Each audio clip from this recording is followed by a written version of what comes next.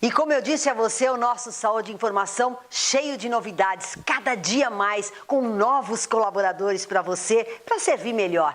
Questione, mande as suas perguntas, o nosso WhatsApp está aqui na telinha. E agora, dá uma olhadinha nessa matéria. E o nosso Saúde e Informação sempre com coisas boas, notícias boas, eu diria. Hoje, com a doutora Aline Turbino, ela é neurologista e nós vamos falar sobre enxaqueca, né?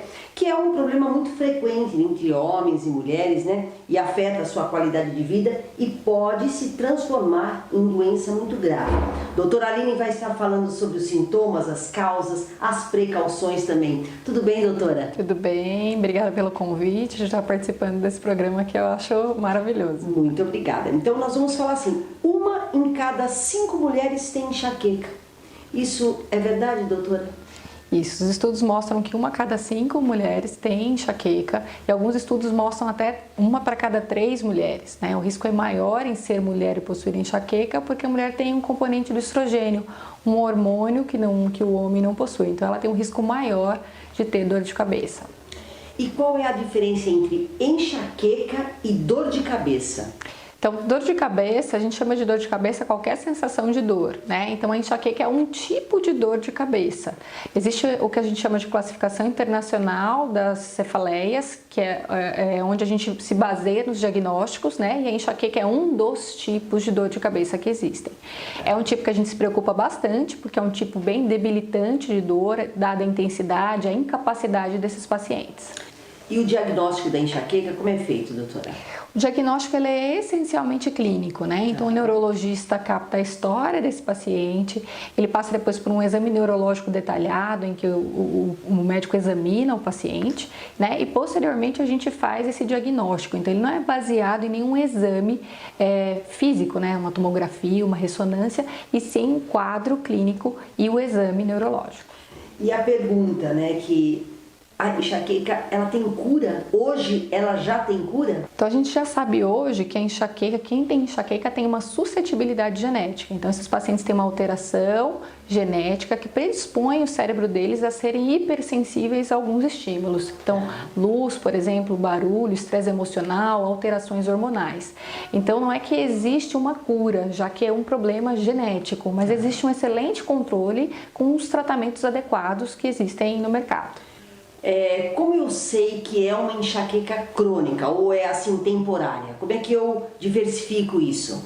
Então vamos falar dos critérios de enxaqueca primeiro, né? Enxaqueca é considerada uma doença quando o paciente possui dores de cabeça do tipo latejante ou pulsantes, que migram de lado, né? Então um dia estão num lado, outro dia estão no outro.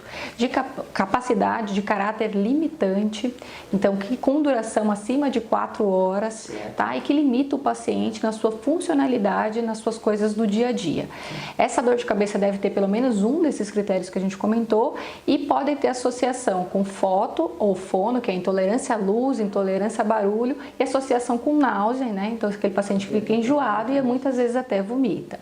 Existe o que a gente chama de cefaleia esporádica, de enxaqueca esporádica, que é aquela que o paciente tem menos de 15 dias de dor no mês, e o que é considerado crônica é o paciente que tem mais de 15 dias de dor no mês por pelo menos 3 meses.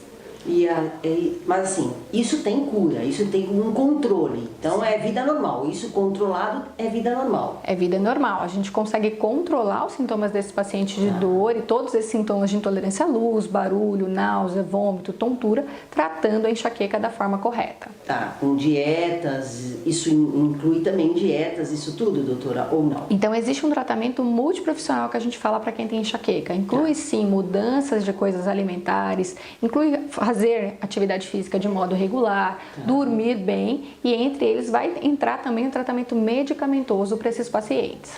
Assim, só para alertar as pessoas, caso elas detectam que estejam com essa enxaqueca crônica, não cuidando pode se desencadear outras doenças piores, né, doutora? Graves, né? Sim, a enxaqueca crônica, que é aquela que a gente comentou, que tem mais de 15 dias de dor no mês, ela está associada a múltiplas comorbidades, né? Que são isso, outras doenças que começam a aparecer junto com ela, pela ausência desse tratamento e presença da dor por muito tempo, né? Então, o bruxismo, né? Aqueles pacientes que rangem o dente, algumas doenças reumatológicas, como a fibromialgia, que são dores difusas no corpo, a insônia, então a dificuldade de dormir, a dificuldade de manter o sono, aquele paciente que dorme mais superficial, acorda toda hora, por exemplo. Esses pacientes têm uma chance maior de transtorno depressivo, ansioso e um risco de suicídio maior do que da população normal. Suicídio, até o suicídio. Sim, porque eles convivem com dor, né? Esses pacientes que a gente está falando, quase que 24 horas por dia, né? Então a gente tem muitos pacientes crônicos que não sabem há anos o que é viver sem dor. E o estado de ter dor todos os dias gera um processo inflamatório crônico mesmo no nosso cérebro, altera a nossa forma de pensar, de raciocinar e de agir. E os principais tratamentos para a enxaqueca? Então, hoje existe o tratamento multidisciplinar que a gente comentou. Então, é interessante uma mudança, uma avaliação nutricional desse paciente. A gente sabe que através da nutrição a gente consegue melhora. É interessante um processo, às vezes, de fisioterapia, na dependência se esse paciente também tem dores miofaciais associadas e má postura da região cervical. É interessante que esse paciente tenha um tratamento de fase aguda, que é para controle da dor, e um outro tratamento que a gente chama de preventivo, que é o tratamento de longo prazo, que vai evitar as crises de dor desse paciente. Doutora, nós temos muita coisa para falar ainda, né? Mas nós vamos estar aqui fazendo uma sequência no Saúde e Informação com a doutora Aline Turbino. Ela vai estar outras vezes. Se você teve alguma dúvida, ficou com alguma dúvida, pode mandar as suas perguntas. O nosso WhatsApp está aqui na telinha para você mandar. E também o endereço da doutora, também ela vai responder com o maior carinho. Muito obrigada, viu, doutora? Foi muito esclarecedor, porque enxaqueca é um problema seríssimo, né? Que afeta muitas pessoas. E nós fazemos o Saúde e Informação de acordo com as pessoas. Elas mandam as sugestões das pautas e enxaqueca era uma delas. E foi muito bem esclarecido, viu? Muito obrigada pela sua presença. O nosso Saúde e Informação volta já já.